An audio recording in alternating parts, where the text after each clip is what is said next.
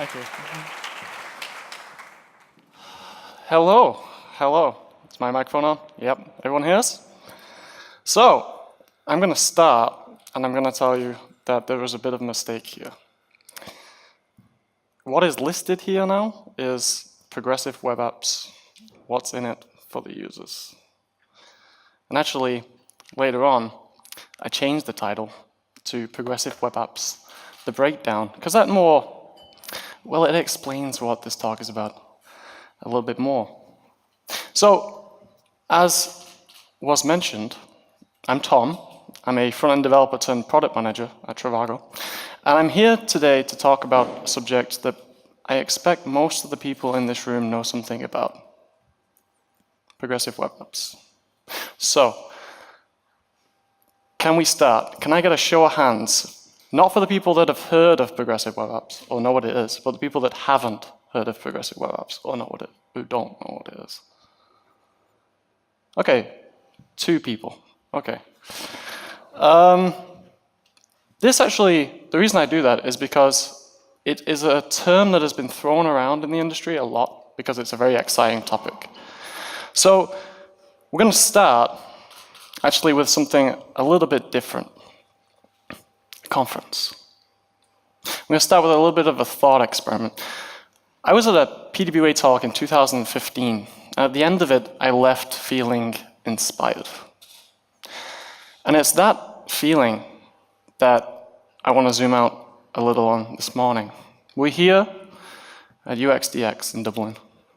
Now, it's quite early still, but I think I can say this conference is going to be pretty awesome. Seeing the speaker list, I am so proud to share a stage with these people. They are industry-leading experts, and I'm just happy to be here.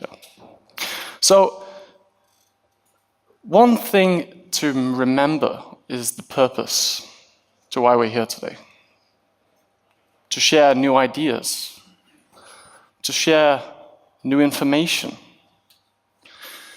which is something that can trigger an emotion in us, an emotion to be curious, of which that curiosity leads to a product. And that product is creativity and motivation. And actually, the idea is many of us, without realizing it, actually justify how good a conference was based on that creativity, based on that inspiration we leave with at that conference. So at least my talk is about PWA, but I hope at the end of this conference you leave with that inspiration, you leave with that extra value. So zooming back in, this talk's about PWA. Let's get started. So, PWA. What? Or alternatively, he's not going to explain that again, is he? Yes. Yes, I am. So, let's start with the name. Progressive Web Apps. I have something to tell you about progressive web apps. Well, actually, I'd hope so, given that I'm doing a talk on it. And that is that it is the worst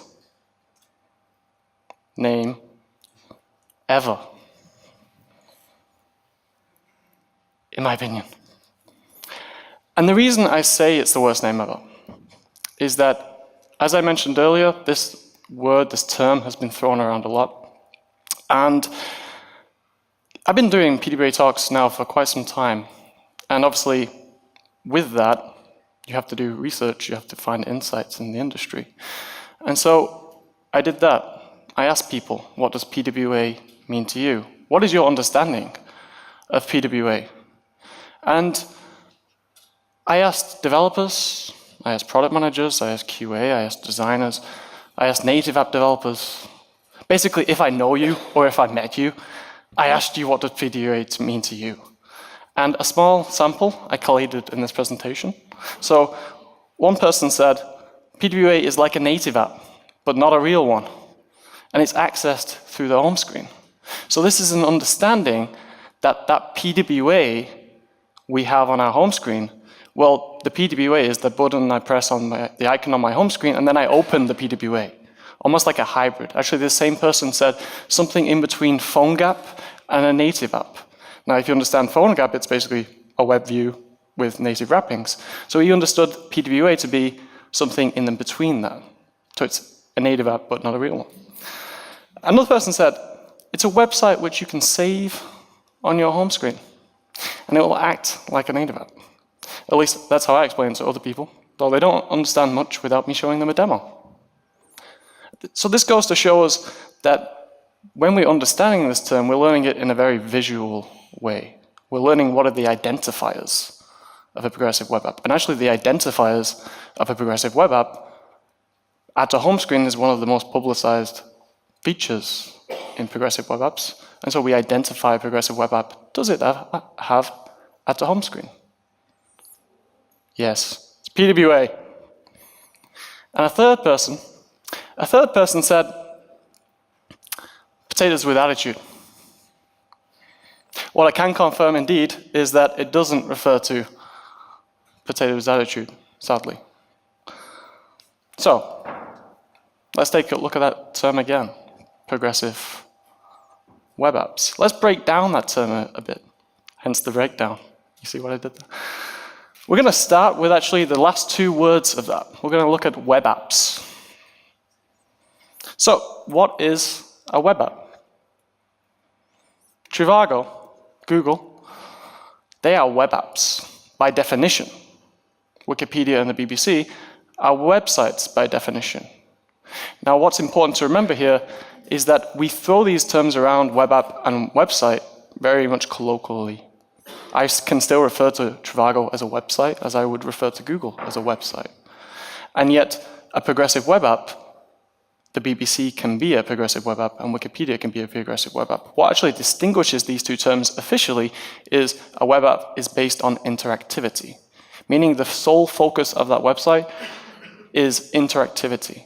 So if I go to Google, that user actually is required to interact with that website to gain content, meaning that if I go to Google, it requires me to enter something, and then it gives me a different set of content based on what I've entered. The same with Trivago. If I type in a destination, or I type in a different destination, it gives me different results. The content is delivered based on my interactivity.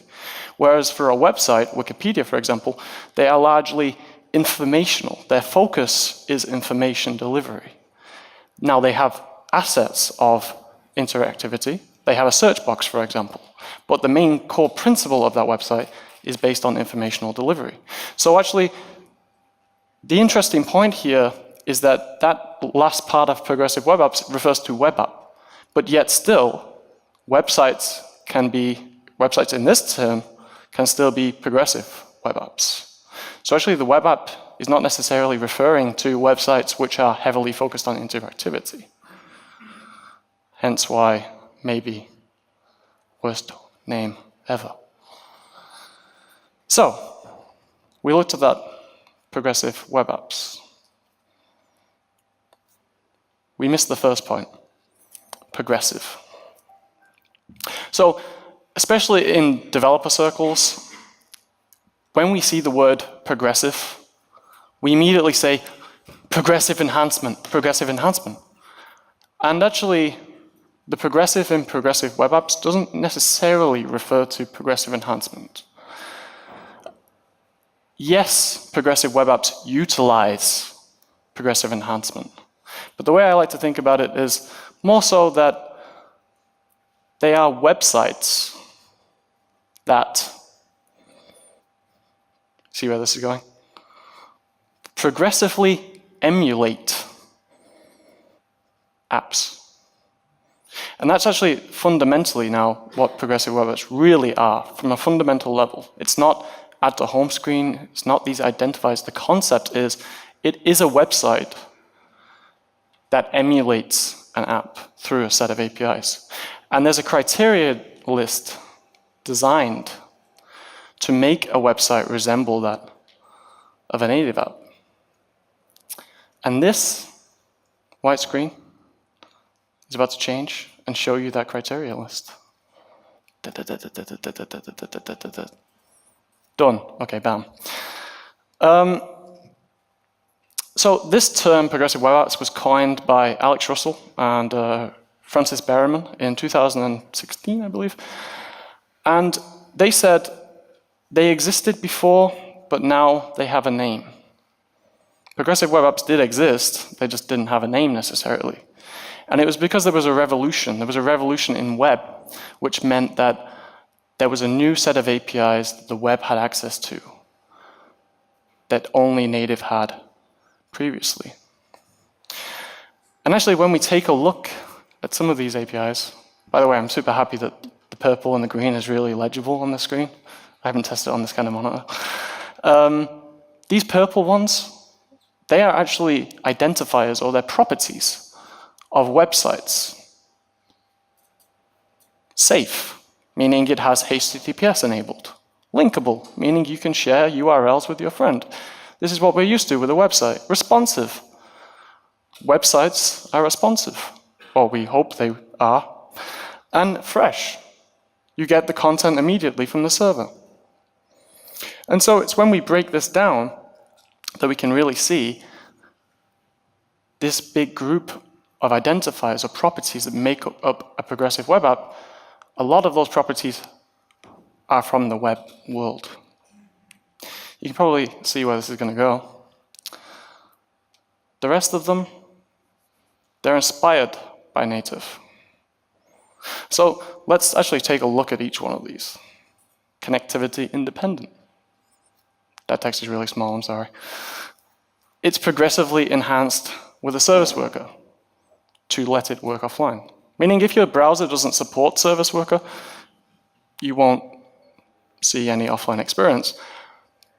But that website will still continue working. Discoverable, as identified as applications through the manifest, allowing search engines to find them.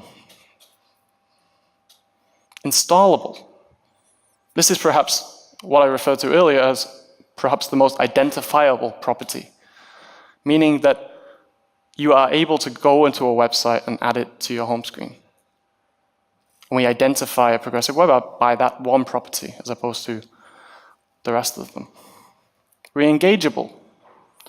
You can engage with the UI, system UI of that device. Meaning if I'm on Android or if I'm running iOS, whatever my operating system is, as a website, I can interact with that native operating system. Meaning push notifications. I can utilize push notifications. I can use the geolocation permission. I can use all of these APIs that are to do with re-engagement. I can access the native level of the device. And finally, app-like interactions. Actually, this also refers to the content shell architecture, but it also refers to, well, as you can imagine, app-like interactions. Having swipes, having menus which you can slide through on a website. It's not a design pattern that we're seeing so much of on websites, but it is design patterns that we are able to at least implement in web. And fulfilling this big list, it will make your website a PWA. But what's more is that these APIs are designed to work as seamlessly as possible with that user's device. And really, that's what that criteria list is really designed for, is to create a standard for websites to create experiences that work seamlessly on the user's device. Because technology aside, that's what really matters. That's what users really want. They want seamless user experiences. They don't care if it's a native app or it's a website. They want seamless user experience. And actually, if you take a look at Apple as an example, several years ago, many years ago, people loved Apple devices, and one of the major, they still do, I'm sure, one of the major reasons was that they could use an iPhone, or they could use one type of device, and they could leave that, go to somewhere else, use a completely different machine, and pick up exactly where they left off. And that was seamlessness. That was a great experience. And now we almost expect that from all of the services that we use. And what's more, sadly, if I go back a slide, whoops, No, no, no, no, no. Yes, yes. Even the website-based ones, like responsiveness, some of these are give and take. Some of these I don't necessarily require. I'll give you an example. Responsiveness. Responsiveness in a PWA is arguable. Twitter Lite, for example, that is an enclosed user experience for phones. So Twitter has taken the concept of PWA and decided, I don't want responsiveness. And some websites even, they don't utilize at the home screen. And so the key point here is that word we go back to, progressive. You are progressively utilizing certain APIs over time. You're not deciding, hey guys, heard some speech about progressive web apps and we're going to make a progressive web app. No, that's not really how it works. You go back, you say, hey guys, I got this idea. So there's a big toolbox of technologies that we could use. And we can start plucking from these APIs and progressively make ourselves the best-in-class progressive web app. I have to go through all this again, I'm sorry. So, hopefully now we understand the fundamental idea behind what progressive web apps mean. And actually, one thing I didn't refer to is that criteria list I gave you actually is quoting the document which outlined progressive web apps in 2016. So actually, it is a defined standard almost. It's just not heavily talked about. So after me speaking for 15 minutes about what progressive web apps actually means, we actually have an understanding what it means. So can we really say now, best name ever? In my opinion. They're a website that you can progressively turn into an app. And for those websites that attempt that, after reaching a minimum criteria, we name them progressive web apps. So, talked a very high level about what progressive web apps means. Let's look at the technical prerequisites. Responsive website, HTTPS, service worker. These are the technical foundations you need. After I listened to that conference speech in 2016, 15, it was a PWA talk, and I left feeling like I wanted to make Trivago a PWA. So I looked at those prerequisites, and I said, well, we have one of them fulfilled already. Responsive website. It's going to be easy. We'll do it all in a week. Then I went to the data center operations people, the sysadmins, and I said, hey guys, I need you to enable HTTPS. Just did it on my own site, took me like 2 hours. Just enable it. And they said, yeah. So they started working on it. What I didn't really think was, took me 2 hours. We did enable it, and we enabled it on Trivago Poland first. And after that, we enabled it on Netherlands, France, Russia, Turkey, and India. And a few weeks later, we enabled it on all of our platforms. The thing that I left out here was, it took us 6 months. It took us 6 months. We did that investment knowing that, well, my own personal intention was, PWA, great times. But also we got performance benefits, we got SEO benefits, we got many more benefits. And the reason it took us so long, namely, is because we tested every time. You can see here, Trivago Poland, we tested, did it decimate our SEO traffic? Does it decimate everything else? No, it's great. We had to test iteratively. But more interestingly, that technical initiative, the technology part wasn't actually the hardest part. The technology was easy comparably to communicating to all departments in the company why we're doing this. And that was perhaps the biggest challenge. So then we had HTTPS. We enabled it. And for that prerequisite, well, I guess you could say we had a lock on it.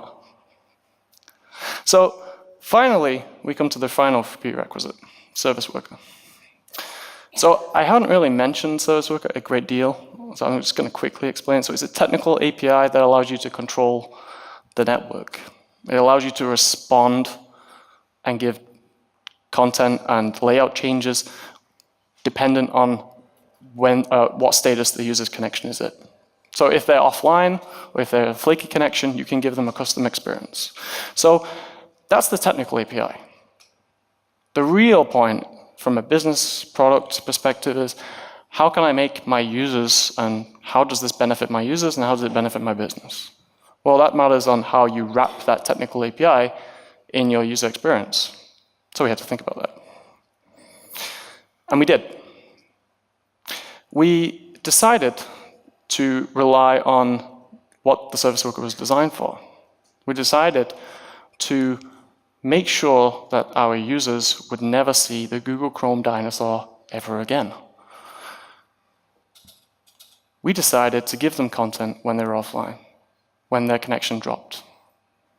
And so, knowing that our goal was kill the Google Chrome dinosaur, it seemed pretty obvious what we called the project to do so. So we called it Project Meteorite because that was the most obvious thing in the world. So we could now deliver a user experience, no matter if you were in a subway, no matter if I was on the flight here and I could visit Trivago. We controlled that now. We can deliver a seamless transition of content, no matter your connection, much like apps are capable of doing. So we did. So, for example, you're browsing Trivago, and you go offline. Well, instead of getting the Chrome dinosaur, you get actually reaffirmation that you're offline. Hey, you're offline. We also give you a reconnect button, just in case, you realize your connection is back. And we actually give you content you can see. So that hotel list you were looking at, you're looking at these hotels, and you're offline, you can still see them. Oh yeah. And when you start interacting with that content, if we don't have it, we will give you a little reaffirmation again. You're still offline, sorry. With a nice little icon. If we do have that content, we will still give it to you. And then if you try to click out to one of our booking partners to actually book that hotel, instead of relying on our partners to actually have a PDPA and having their own experience, we keep them in a holding page. And we trigger that redirect when the user's connection returns. And actually this here also is responsible for, we need to trigger that redirect. And that means using a technology called background sync. And background sync is very interesting because it also allows us to get offline analytics, meaning we can understand what our users are doing when they're offline. We can actually modify our experience so they get a better one when they're online. And when, in my case, you're on the plane and you weren't viewing Trivago previously, you get this thing. You get the little maze game. This is essentially our offline dinosaur, essentially, which then reconnects after certain times. On phone, you can tilt it. It's kind of cool. I like it. On desktop, arrow keys. And also, if you know what a Konami code is, go to this page on desktop, type it in, and great times happens. Great times happens? Great things happen, yeah. It wins the game, by the way. It's a timer. So, we were done. We had everything now. We had responsive design, or we had a responsive website. We had HTTPS enabled, and we had a service worker. So, game over now. Everything's great. Like, we don't need to do anything. Game over. No, just no. What now? Well, actually, now you have to utilize those APIs. You have to find how you can bring value with those APIs. So actually, here is a big list of them. There's a lot there. There's more even. This is a website called What Web Can Do Today, and it is really small, so you can't see it. But what web can do .today, meaning it's instead of .com, it's .today. It's a nice TLD. And this lists a lot of the APIs which we always thought were only available on native, but actually we know we can do on web. We know that we can use offline. We know we can use push notifications. We know we can use permissions and USB and NFC on web.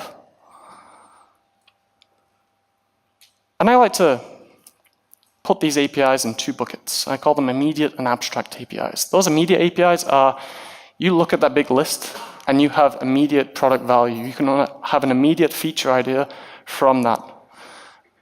For example, geolocation. If my product is Google Maps, geolocation is a very immediate API that I can understand, I can use immediately. Abstract APIs are the opposite of that, meaning if I want to use push notifications and I am a, for example, blog, I need to think about how do I wrap that API, how do I wrap that technology into a good user experience? So I have to think about it, but interestingly enough, those APIs are also perhaps the most innovative, meaning we have to be able to innovate because we have to think longer and harder. And therefore, because they're abstract, they may deliver us more value. So what's important here is to remember that whilst there's a lot of APIs you can use, finding what's contextually relevant for your product is the most important.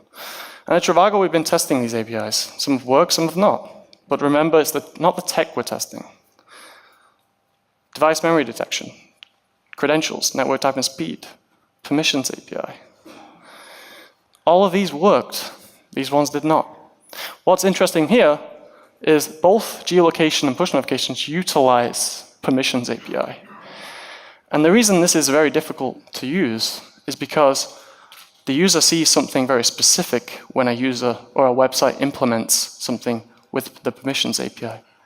Do you want to know what they see? Oh my God, get rid of it. No, block. I don't want to see that. No. Do you want to know why? Because this is how it makes me feel. Get rid of it. No, I don't want to see it.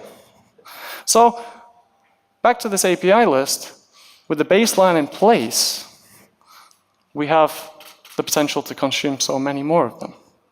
And this is where PDBWay changes your product, not just opening a toolbox with exciting new tools inside, but figuring out how those tools bring value.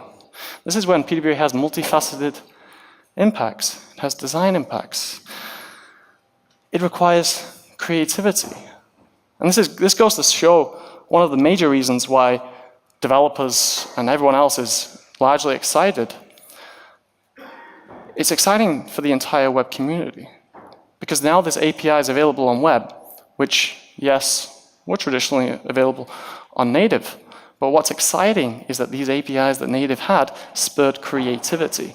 It spurred innovation in mobile user experiences. They had more tools to work with, and thus were able to find how to bring value with those tools. Now, those tools are, for the most part, available in web, which is far more accessible and far more device agnostic. So, when we think about the design patterns that we utilize on web, does it make sense to copy native? I'll give you an example, hamburger menu. Very well talked about. Hamburger menu was taken from a mobile native landscape and ported to desktop web because of the technologies, because of design patterns. Does it make sense to scale it in this way? And in fact, the designer for the Trivago's PDBWay echoed this sentiment. She said, PDBWay is largely uncharted territory in design and a real opportunity for us as creative problem solvers to stretch ourselves to define this new standard.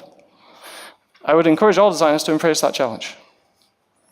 And when I asked Laura, was there any other challenges?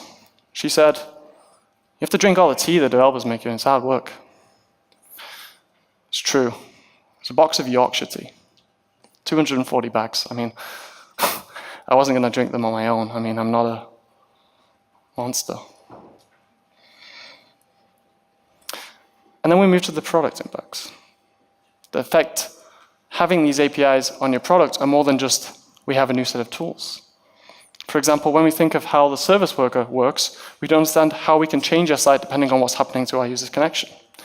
For the longest time on web, we've always thought about the product lifecycle with an assumption that the user is online, because that's always been the case. They can't access the website if they weren't online. But now we have that possibility to provide offline content. So when we're thinking about a new feature, when we're thinking about a new user experience, we can think, how can we integrate that? I'll give you WhatsApp as an example. When you're offline and send messages, They save. They don't disappear. They get saved and they get sent when that internet connection returns. And that's so seamless that we almost don't even realize it. So thinking with an offline mindset allows us to also get market reach.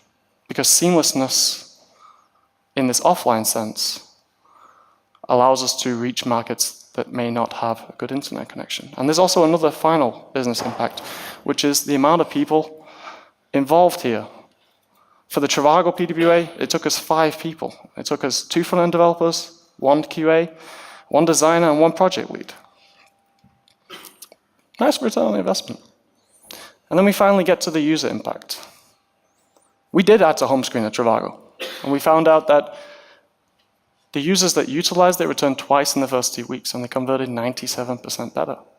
And actually, there's a lot more of these success stories. Tinder, Twitter Lite, Pinterest, Uber. They all say similar stories. So really, progressive web apps, we go back to it. It's more than a website. It's more than the ability to go offline. It's more than the ability to add a website to your home screen.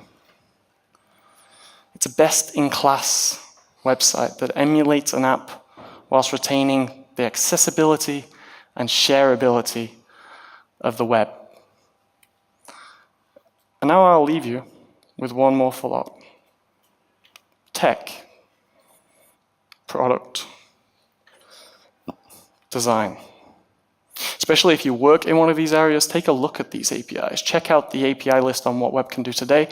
Check out examples of people wrapping them inside of user experiences. Understand why they work. Understand why they don't work. Think about how these technologies can create immediate value and perhaps even abstract value. And perhaps more of note, come together.